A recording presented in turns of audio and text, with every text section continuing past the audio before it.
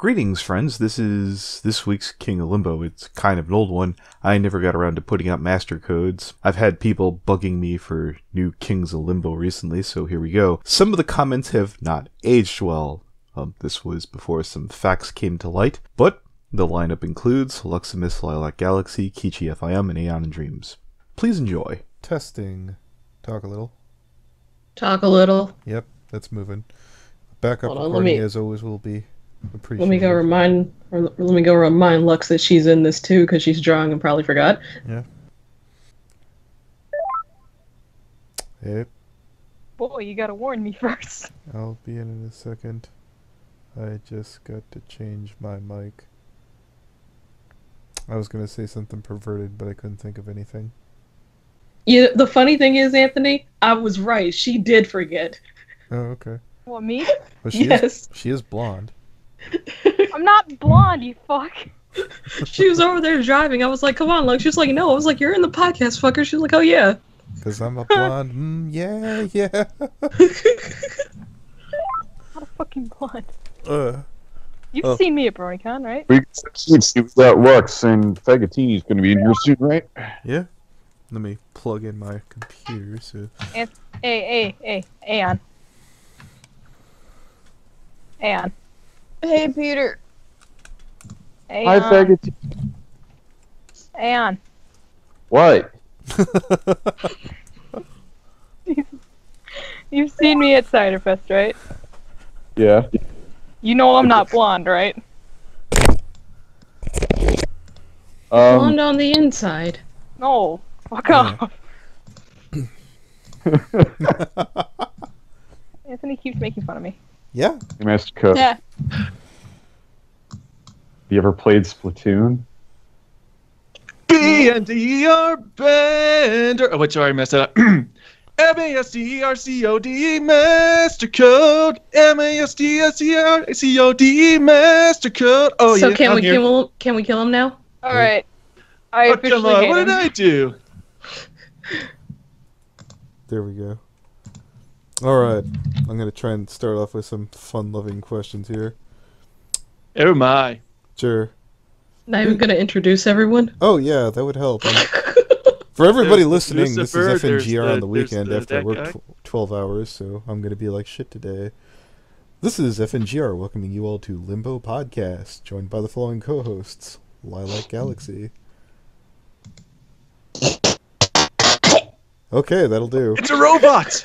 I almost introduced Master Coode as a co-host. That's beautiful. Keychi FIM. Hi. Luximus. I'm not here. Yep. Aeon of Dreams. I love you all. Yeah. Aww. Aw. That's And gay. this week's King of Limbo, the Heath Ledger guy, Master Coode. Oh, yeah. I'm Master Coode. Surprise me, analysts. Come on, everybody. Hello, everyone. Alright, you know what? I actually have a question there that'll feed off your ego since you seem to be on, like, Galaxy 9 right now. When have I ever shown an eagle name one time? If 5 seconds ago. if you could give Keychi FIM some brief advice on how to be more awesome like yourself, what would it be? I mean, Excuse you. she's never going to be that awesome, but closer to, Master Coode level. Let's see, yeah, because that's pretty tough, because I'm extremely good looking.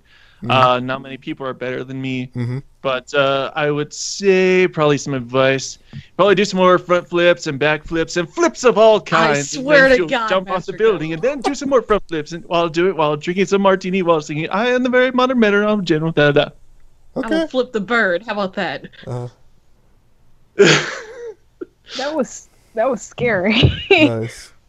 You want to see something scary? Look in the mirror. Whoa! Oh, okay. Bird. Man, I'm like Here we that go. controversial We've comedian got it. George Carlin. All right, here we go. Here's another thing that you could help Keychi be awesome with. What's your favorite junk food? Hey, that's a tough one. What's that round thing with the cheese on it and stuff? The one that red and black OC keeps stealing from me? Pizza, that's it. Okay, goody. All right. Fuck. What's your favorite Phoenix Wright game? Actually, I'm gonna say the actually the first one is kind of the best. I've only played up to the fourth one, which was Apollo Justice, and the thing is, I do like the games, but after the first game, they kind of go downhill. They kind of get more convoluted in like their logic and storytelling.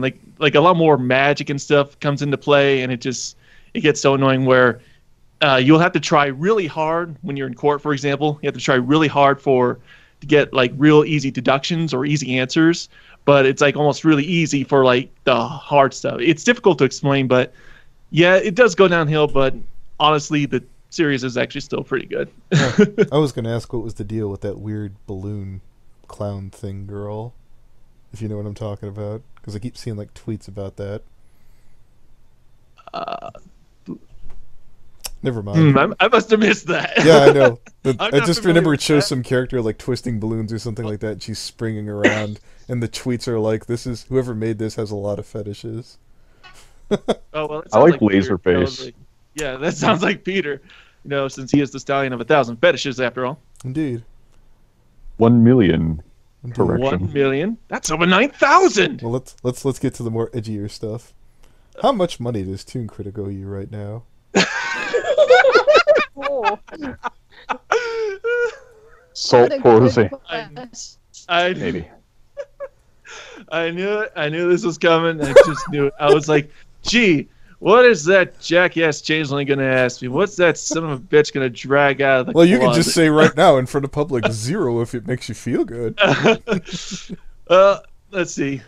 I'll just go into the just so I can explain and establish. He's gonna get his what everything- calculator I'm out. going to go to the backstory just so everyone knows. Okay. So for the audience, of course. Okay, so this was BronyCon 2015, I believe. That was my second BronyCon I ever went to. It was Saturday, and we were going through the vendor hall.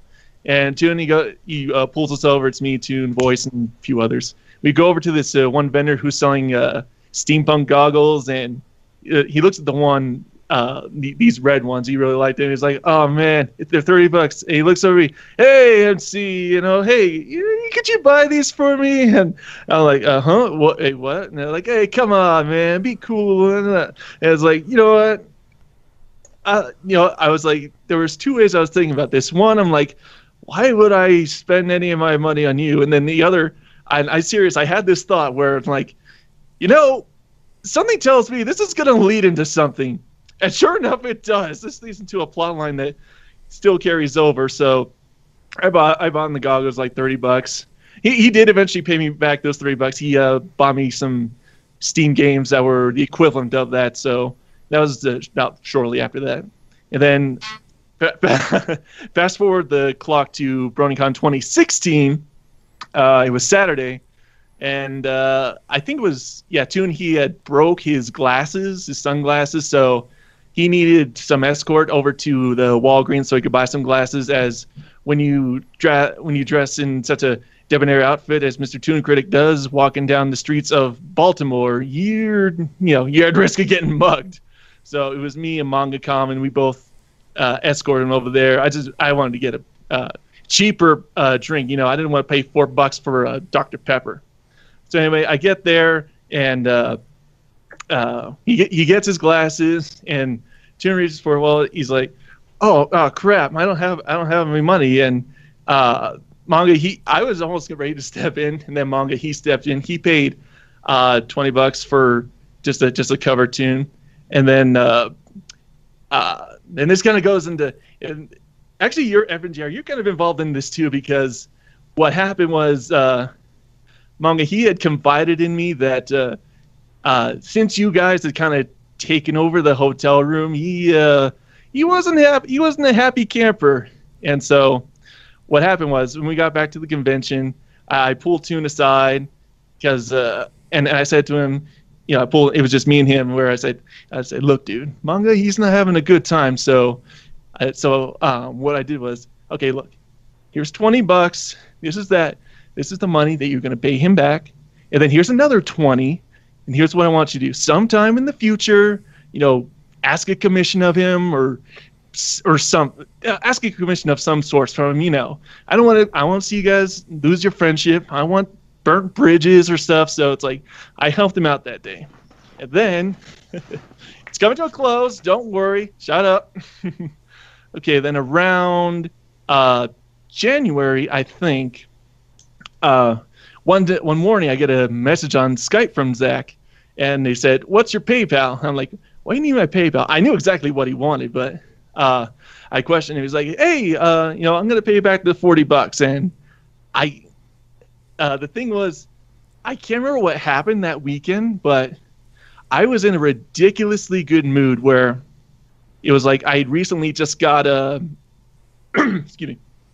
I'd recently just got a big paycheck or my Christmas bonus, and then something else happened. I can't remember, and he was really right there to offer me the $40 back. So, like I said, I was in a ridiculously good mood, and this story is just so ridiculously good. So basically, I told him, "You know what, dude? I don't need the $40. All right, it's all good in the hood. Either you keep it, or you give it to charity, or you give it to someone else who really needs it. Like I suggest either give it to Will or Keyframe or Golden Fox or someone who really needed it. I know it's only $40, but I want to help out anyone I can. And it's like it's not not the biggest deal in the world." Of course, it didn't stop me from busting his balls either. Basically, I said, "And besides, it's our BronyCon tradition.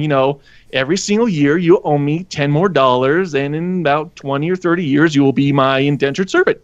Nice. And that's kind of I didn't get a response after. I basically typed out this huge paragraph, basically acknowledging everything I just said. But I sent it to him. He didn't have a response. So I'm guessing he was just so surprised and dumbfounded and like, "Oh, that's so nice. I hate this guy. I want to kill him, but he's so nice. I hate this guy."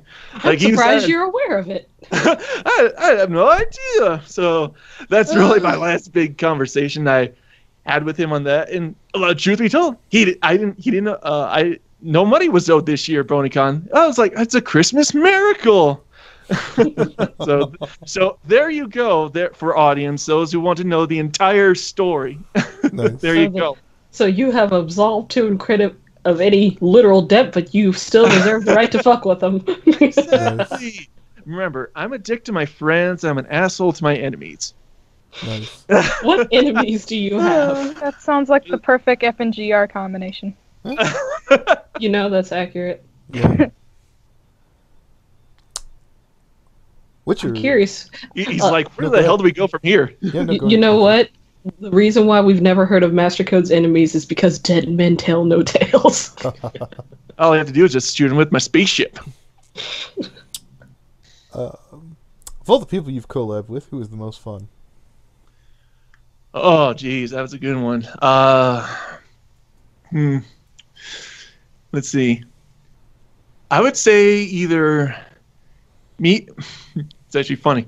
Either me and Keyframe or me and Golden Fox. We in both those collabs, we perfectly bounced off each other ideas perfectly. And what I like to do is in every single collab where I like to create I always write out like an intro scenario, whatever it is, how goofy or outrageous it is, and basically I'm like, if you have any ideas, go send them my way. But me and Keyframe both agreed on that whole me and the dream sequence, or me and a bunch of clones are chasing her, and then the collab with Golden Fox, which, by the way, Mr. Golden Fox, your lines are 9 months overdue, so move it! I'm still not bitter, though. That was a good manga comment. Yeah, that did sound just like manga comment. You say you're not where are those bitter, lines, but you jerk? I have 200 gigs of stuff. We're sitting on my hard drive. It's been sitting there for 9 months. Don't you care about me at all? All right, I will make sure to tweet that at him when I publish the podcast. Dear Goldie. Babies have been conceived of and birthed faster than Golden Fox can give you his lines. I remember once upon a time ago, Peter. I remember how many months did I have to wait for help?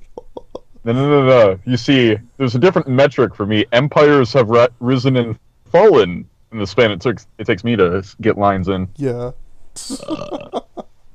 Shut up, Moody. But everyone loves me anyway, so. No, it's fine. Oh,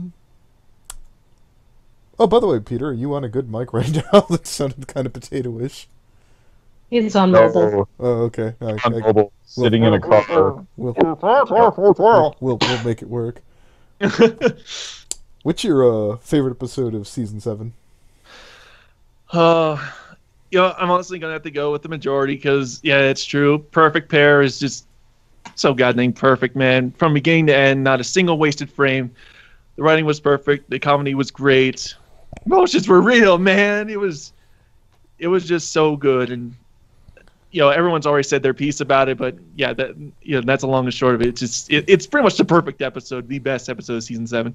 Oh, now to be a downer. What was your least? Oh boy, let's see. Do not adjust your set, folks. Yeah. Let's see. Going to the Googles. Yep. MLP wiki. Making sound. So there's no dead air. Hey, so how about that weather out there?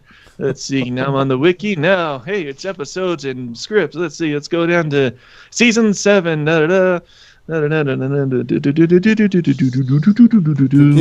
he had to try extra hard to be this negative. Let's see. Honestly, the only one that I really didn't like this season was probably who left? Lilac says she has to dip. No, I understand. She was like, he's gonna be so negative that he's not gonna. I scared him off. Lilac is from Tumblr. But anyway, the only episode I really had a problem this year was I'm one of the few people who actually didn't like Shadowplay as much. It's just so much logic problems. I hated the portrayal of Swirl. It just had so many problems. If I may go pretty quick, I think one of the first major problems was the fact that was the items themselves. Because after the part where the initial part when they're at Ponehenge and they banish the Pony of Shadows into Limbo. And hey, we're on the Limbo podcast talking about Limbo. Hey, clever segue. Anyway, we see after we see that transmission or that vision or whatever, we see the items drop to the ground. Now I'm going to use a quick comparison. In Dragon Ball Z, whenever they make a wish with the Dragon Balls and then they shoot up in the air, there's a huge light show. It's like, okay, I know that the balls have shot off into the air and gone off different directions. I asked a simple question. How the hell did these items get scattered across Equestria? And I never got an answer for that. I'm gonna assume people found them and just took them off to places. I thought about that, but one of the things they established actually at Ponehenge was the fact that no pony's been here for 1,000 years. So let's just say that some pony came across these 6 innocuous items, and it's like, instead of selling these, making a logical conclusion or just putting them in a museum, I'm gonna take them and I'm gonna scatter them all across the Equestria because I'm a jerk that way. Oh, hold it. Master Coode, when you say no one's been here for thousands of years, if someone came up and stole them, it's not like they would say, okay, I was here 950 years ago, poaching this with love, da-da-da. People who gang stuff usually don't. That's my thought. Though considering that most of them ended up at the place where their stories were, it's probably safe to assume that the people that were related to the heroes tracked where they went and collected the items. I thought about that too, but again, let's take Rockhoof's shovel for example. It wasn't embedded in near the volcano. It was in a secret passageway, secret compartment in some ancient ruins, and it was put on a pedestal, meaning that someone had to build a pedestal and put the shovel on it. And Somnambula's blindfold. Somnambula's blindfold. Okay, it was in the right place. It was in the Sphinx's place, but why was it at the bottom of the slime pit when it should be up at the top? I don't know. It's just simple.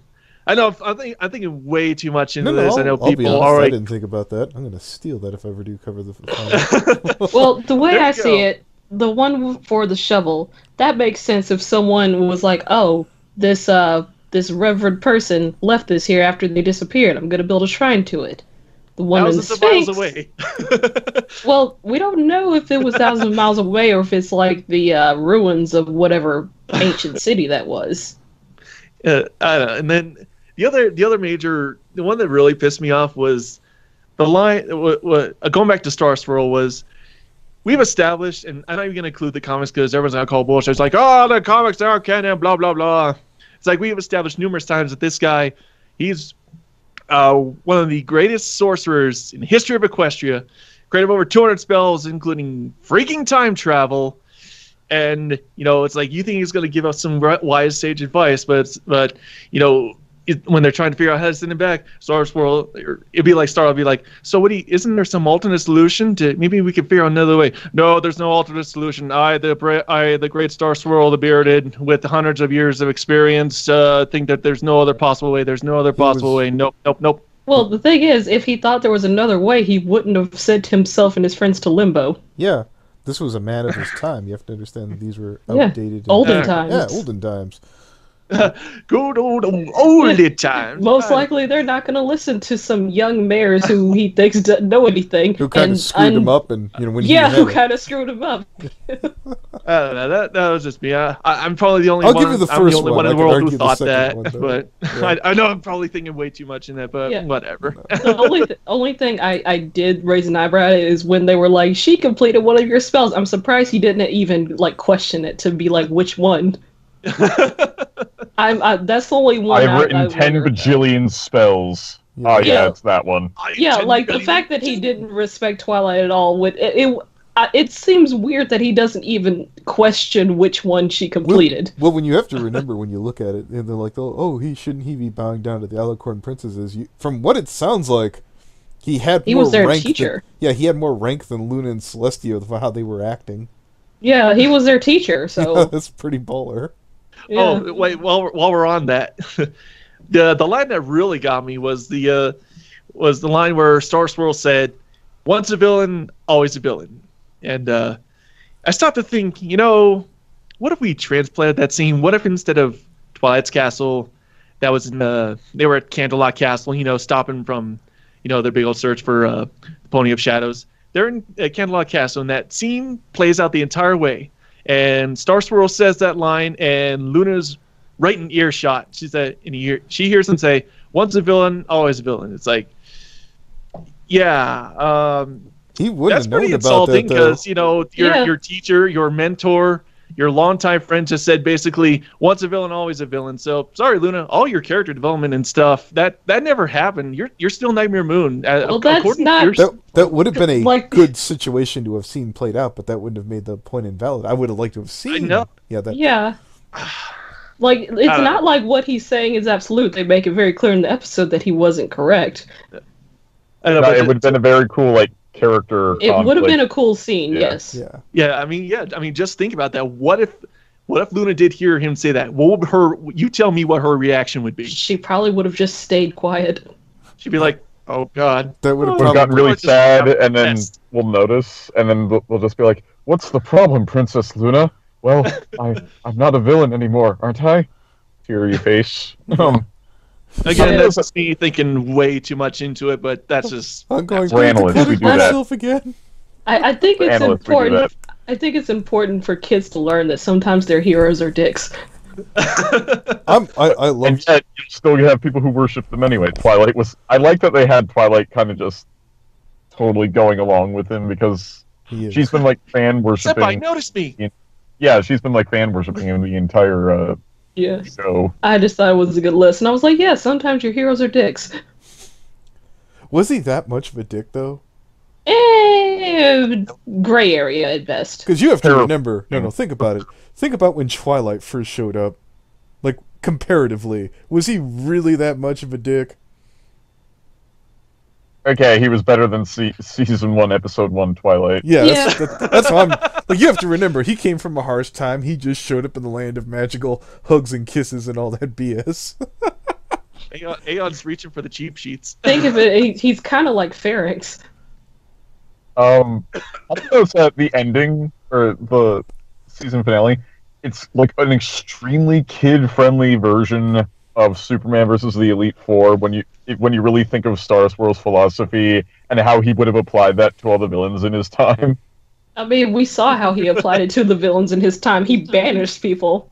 He banished people. He probably murdered some people off screen. Okay, not really. But you can easily write a fanfic about that, and it probably wouldn't seem too far off. The Dazzlings are in the human world because of him.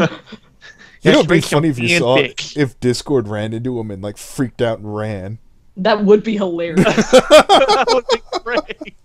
Like he's just the Terminator.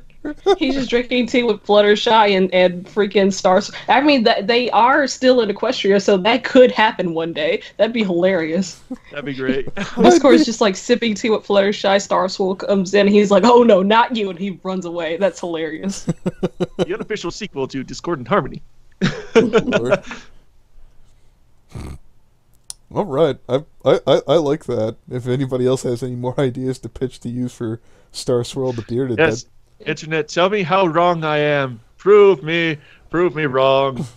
Not gonna lie, when I first saw the episode, I thought it was gonna be something along the lines of Star Swirl didn't like this kid learning new magic, so he decided to put a stop to it. I thought that's where it was gonna go. Huh. What if it did go that way? What was the kid, an Earth Pony or what? I'm trying to remember. I think he was. I don't remember. I don't remember if he was Earth Pony or Unicorn. Oh, let me Google it. Are you asking for them to make him a bigot or some shit like that? Hold on. No, I have no damn Earth Pony learning no magic over here. That's one of them new alicorn kind of things. He's a unicorn. Okay. Damn. Big fluffy unicorn. Dancing on rainbows. Yeah. But yeah, I just thought that would have been kind of funny. Like he's on this like ego trip of only I can tell people what to do. I'm the one in charge here. You belong, little filly. I mean, he kind of has that air about him. He did. And you know, a lot of people sometimes bring up Star Swirl and the freaking spell that Twilight completed before she became an alicorn. I wonder if people realize he was trying to make a spell to become an alicorn. That's why she became one when she completed it. Well, Big Mac became an alicorn first. And a princess. In a dream. In a partridge in a pear tree. Lord. Like, I just wonder, like, what would he have done with the power of an alicorn? Why was he trying to become an alicorn? I just wonder. Maybe he wanted to become a princess. Why does Buddha become Buddha? I'm assuming he was just testing his limits, I would think. That is something I wouldn't mind coming back to, though. Yeah, I just wonder. I was like, I wonder if he was going to try and take his place as like the ruler of Equestria after he got alicorn status. He secretly was going to overthrow the princess. No, hold on. You're making it sound sinister when you think about it like this. So what you're telling me is that he's a bad person for wanting to be in charge instead of Celestia and Luna, the two people who do absolutely nothing. I'm not saying he's a bad person. I'm just wondering, like, what his motivations were. I think it would be interesting if that was it. He might be a more interesting character. Maybe they'll address that in season 8. I mean, to be fair, if he had become the ruler, he would probably be more useful in combat. Yeah. Let's see. Become super powerful. Like, maybe they have a thing where only alicorns can be the rulers of Equestria, so he's like, well, I need to become an alicorn. Let me finish this spell. Yeah. This land can't handle itself, and I need to fix all the problems for you. So, give me a moment here. I'm going to write up a spell. Yeah. Wait, Matlock's on. Give me a minute. I'll write it later. And in the middle of trying to complete it, Pony of Shadows comes along, and he has to focus on that. Yeah. Who's your favorite brony content creator? Other than yourself. It's me. Damn it. Or you could explain why it's you. Oh, God. Why are you better than everyone else, Master Coode? Because I'm better than him. No. I'll do this instead. I'll talk about. Let's see. I'll talk about kind of like my big influential peep. I'll reach around to that. Reach around. Let's see what I did there. Like many people, when I got when I was interested in getting into reviews and stuff, I could point to like people like Nostalgia Critic, Linkara, Angry Joe, and all those guys. But surprisingly, the one guy who's had the most influence on my not just reviewing and analysis, but in terms of actual storytelling and my script writing. And I know he's kind of fallen off the face of the earth at this point, but Noah Antwiler, the Spoony one, he's probably been one of the most influential people in this field of reviewing. Just in terms of, I've learned so much about characterization, story themes, and just even just simple logic problems in scripts and stuff. I attribute most of my success to him. So I know, again, he's fallen off the face of the earth, which kind of sucks. I hope he comes back one day. But that's why he continues to be one of my most favorite reviewers of all time. Yeah, I've heard a lot of good things, even from the people critical of him, that once upon a time ago he was one of the best. Exactly. Have you seen the new Star Wars movie? But I don't want to hear any spoilers. No, I'm asking you no. yes or no at first. I haven't seen it yet. I'll probably see it this weekend because I knew that if I saw it this weekend, I knew it was going to be like ridiculously packed and stuff. So I want to at least wait a week. Well, speaking of which, Keychi, how long are we keeping the Rift spoiler free from Star Wars? About a week? I'd say a week. Yeah, okay. It's been 1 week since I spoiled Star Wars. Oh, Lord. Yeah, I'd say give it a week. That's fair. Alright, so I'm probably going to watch that tomorrow. I saw it today. It was pretty good. Oh, Jesus. Well, spoilers! Yes, the movie I thought was good. Spoilers. But I wasn't planning to, but one of my friends who works at the movie theater, a different movie theater, he was like, hey, are you going to go to this town that's about 20 minutes away anytime soon? Because I need to return this book and I don't feel like going. And I was like, can your friend get me a free movie? He was like, yes, he can. I was like, I'm going to see Star Wars. It's like, okay, that worked out. As usual, you're winning and not realizing it. Okay. Who is your least favorite brony analyst?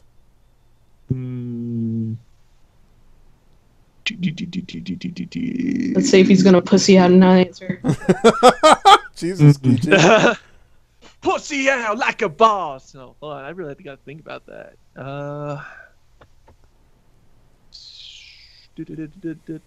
Filling in the dead air while I think, because you can't have dead air on the podcast. You can edit that out. Yeah, I know. I was going to originally leave like the first one in, but when he kept doing it later on, I'm like, I'm gonna cut it out. Jesus. Have a dubstep remix of that? Yeah. There we go.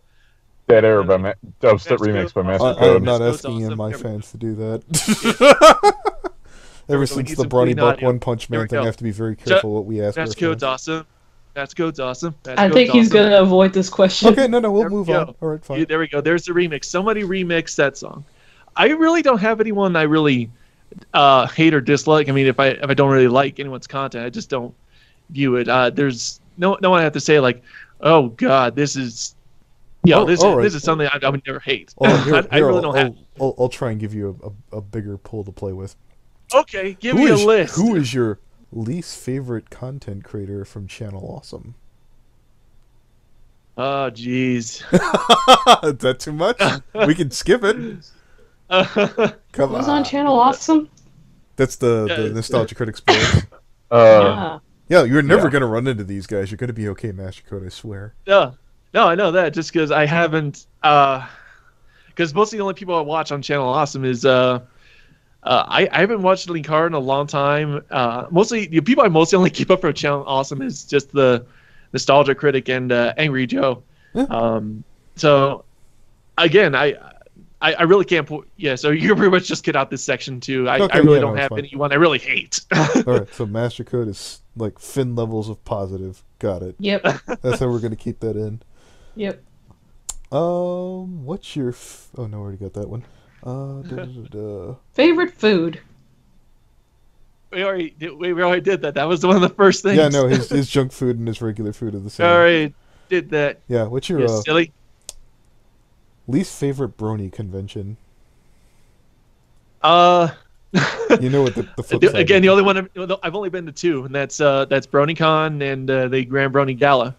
I like going to both. The only problem with the Grand Brony Gala, that was a small convention in Florida. The only problem with that was, with BronyCon you bring like pretty much every single content creator onto the freaking planet. At the Grand Brony Gala, the problem is there's not enough creative content people. There was just me, Bronny, and the people from Mystery Brony Theater, and that's pretty much it. So the problem was every single day, every single panel would repeat every single day. Like it would be the same set of panels for all 3 days, and it just, I mean, on the one hand, if you missed a panel the first day, it's like fine, you can see it the second day, but most people see the panels the first day, so Sunday was like kind of a filler day. So it was the organization of the convention. Like I'm friends with the con chair. She's done a really good job, but she just needs to. It just needs to be better organized. That's all I can really say about that. Well, no, I can understand having the same people have like panels the same day. I don't see why they didn't change what the topic was, though. Other than that, yeah, no, okay. Yeah, like I said, we don't have that many creative content creators. There's like I said, there was just us three and maybe like a few of my friends. Like they would create panels like off the cuff, but it would be a repeat. The entire all 3 days would be the same set. Ouch. So, what brony has the best hair? Me. Okay, you heard that, keychi? Is that why you wear a hat all the time? Okay. So conversely, what brony has floofy. what brony has the worst hair? Let's see. I'm just gonna say Toon Critic because I haven't made enough fun of him yet. Okay. Toon Critic, no.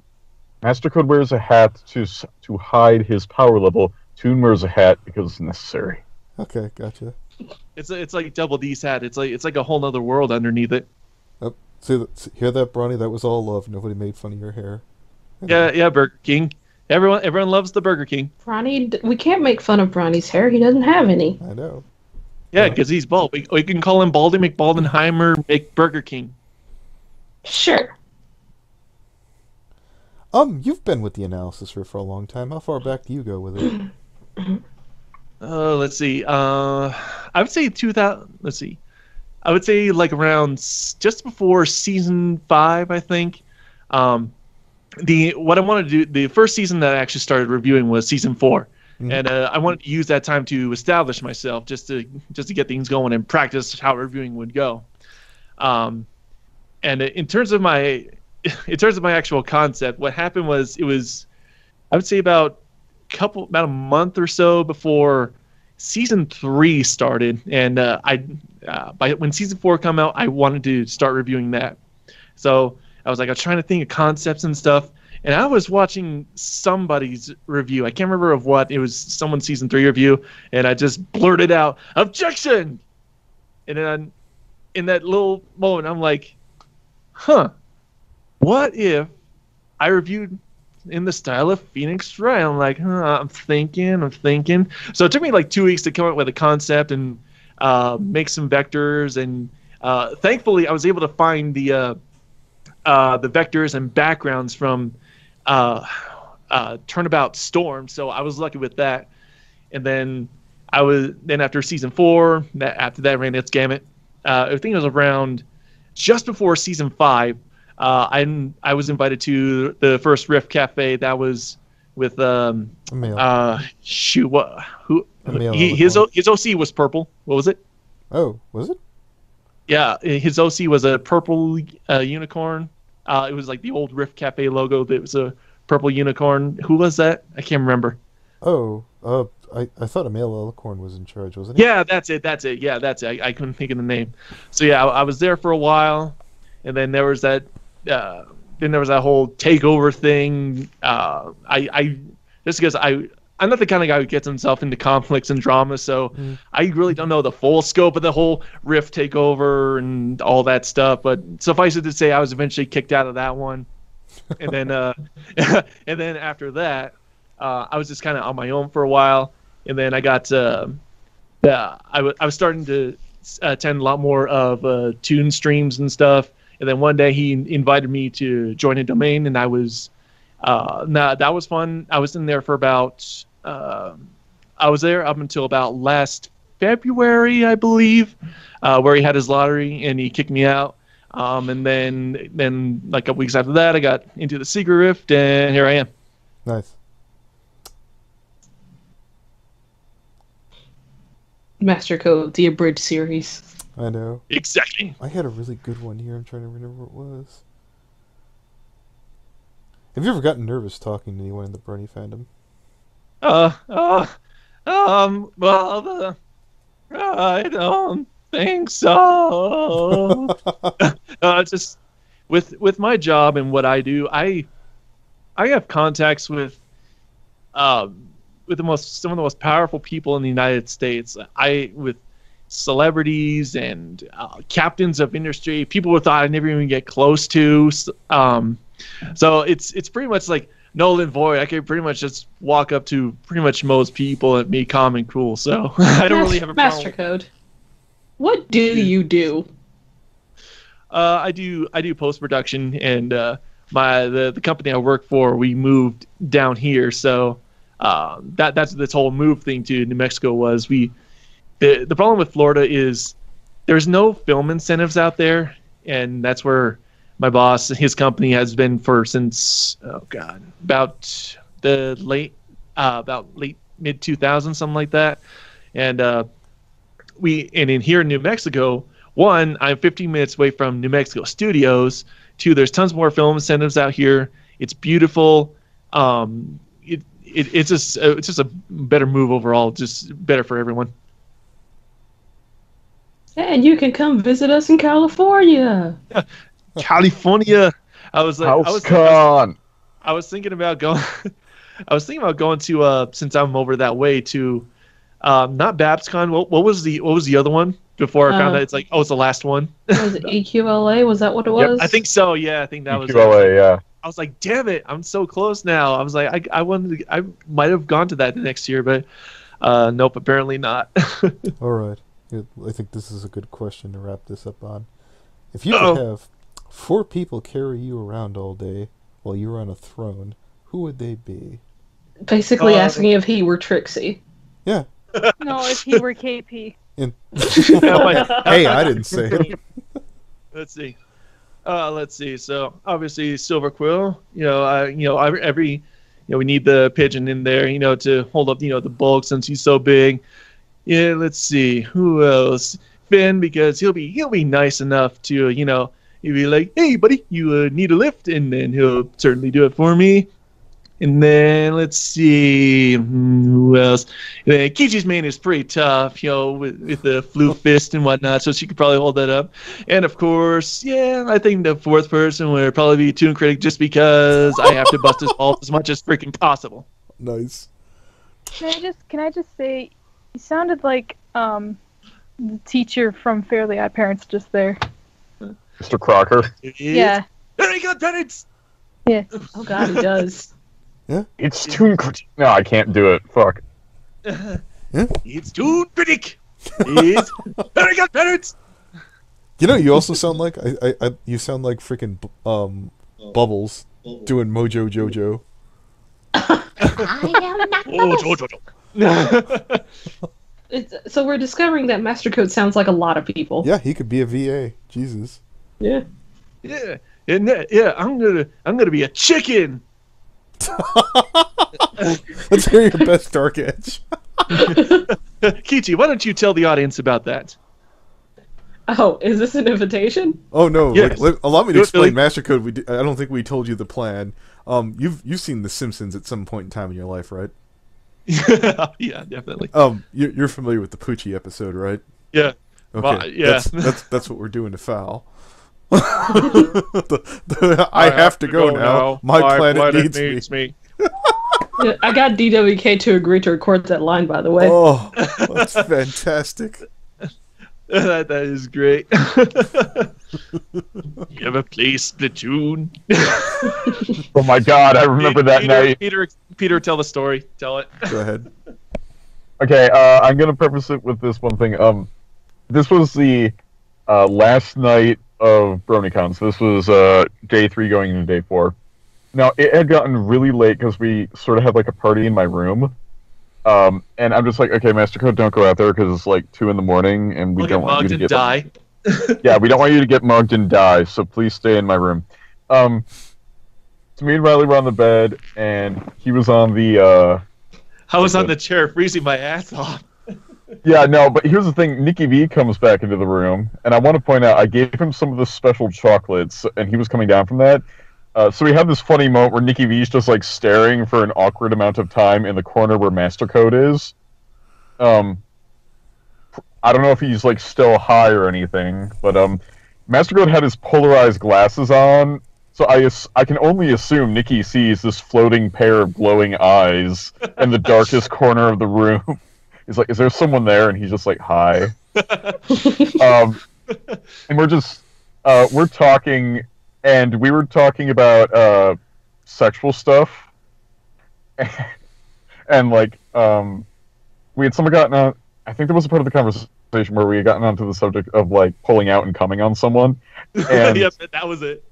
Yeah, and then Master Coode out of nowhere is just like, do you want to play or do you know how to play Splatoon? Then we lost it. Yeah, we all like fucking lost it. I made you all laugh for like 2 minutes. No, I was laughing. Yeah, I was laughing for like 20 minutes.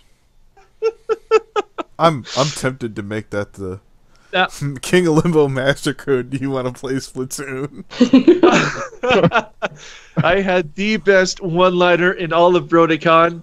That let it be said, let it be known throughout the world that I had the best line. I don't care what other Brony celebrity said anything else. I had the best one-liner this year at BronyCon, and no one can take that away from me.